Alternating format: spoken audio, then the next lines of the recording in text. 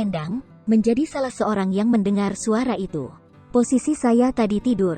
Kemudian tersengar suara kerusak keras sekali.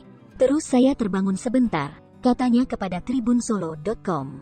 Senin, tanggal 21 Juni tahun 2021.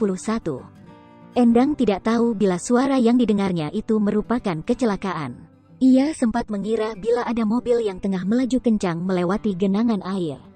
Kiranya itu karena daerah sini habis diguyur hujan, ujarnya.